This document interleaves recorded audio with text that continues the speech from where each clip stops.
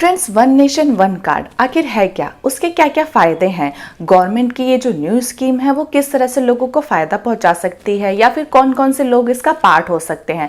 तो आज की इस वीडियो में हम इसी बात की चर्चा करेंगे कि वन नेशन वन कार्ड आखिर है क्या, उसका क्या बेनिफिट है और उस कार्ड को हम कैसे बना सकते हैं। Welcome to my channel tech Kushwaha और मैं हूँ आपकी फ्रेंड मंजू कुशवाहा, जो आज की इस वीडियो में लेकर आई है पूरी जानकारी वन नेशन वन कार्ड की।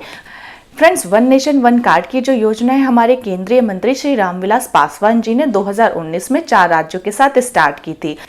उसके बाद इस स्कीम को 1 जनवरी 2020 से 12 राज्यों में स्टार्ट कर दिया गया है। वो 12 राज्य कौन से हैं या साथ में आप स्क्रीन पे देख सकते हैं। और इस स्कीम को लागू करने का जो मेन मकसद है वो उन लोगों के लिए है जो गरीबी रेखा के नीचे हैं, या ये हम कहें कि जो बीपीएल कैटेगरी में आते हैं। हमने कोरोना वायरस के टाइम में बहुत सारे ऐसे प्रवासी मजदूरों को देखा है जो अपने स्टेट्स को छोड़ के दूसरे स्टेट्स में काम करने के लिए गए हैं और वापस उनको वहाँ पे पलायन करना पड़ा है। इसी तरह से बहुत सारे ऐसे मजदूर होते हैं या इस तरह से बहुत सारे बीपीएल कैटेगरी की फैमिलीज होती हैं जो काम किसी और स्टेट में करती हैं, बेसिकली होती कहीं और स्टेट की हैं। तो जिसकी वजह से बीपीएल कैटेगरी में होते हुए भी वो दूसरे स्टेट जहां पे वो रह रहे हैं वहां के जो भी फैसिलिटी होती है गवर्नमेंट की, जो बीपीएल परिवार को दी जाती है, उसकी फैसिलिटी वो नहीं ले पाते हैं।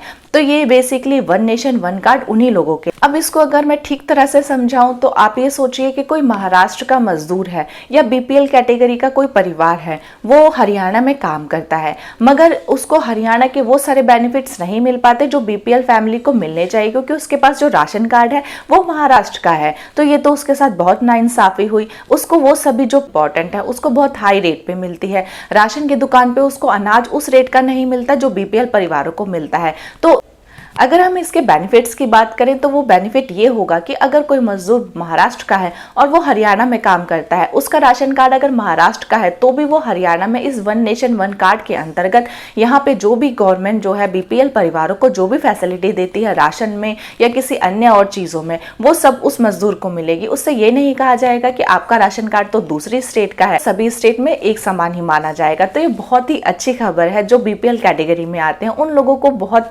राहत मिली है इस योजना से। और अगर मैं बात करूं कि इसको कैसे बनाया जाएगा तो फ्रेंड्स, इसके लिए बनाने के लिए भी आपको कोई हेडेक लेने की जरूरत नहीं है। मैं बात करूं आप किस तरह से इसको ले सकते हैं या किस तरह से इसको बनवा सकते हैं, तो उसके लिए भी आपको कोई भी चिंता करने की जरूरत नहीं है, क्योंकि वन नेशन वन कार्ड ये जो योजना है वो आपके पुराने राशन कार्ड के ऊपर भी समान ही लागू होती है। बस आप बीपीएल कैटेगरी के अंदर आने चाहिए, आपको नया कार्ड इशू कराने की जरूरत नहीं है। हाँ, अगर आपके पास पहले से ही राशन कार्ड नहीं है तो उसके लिए आपको अप्लाई करना पड़ेगा।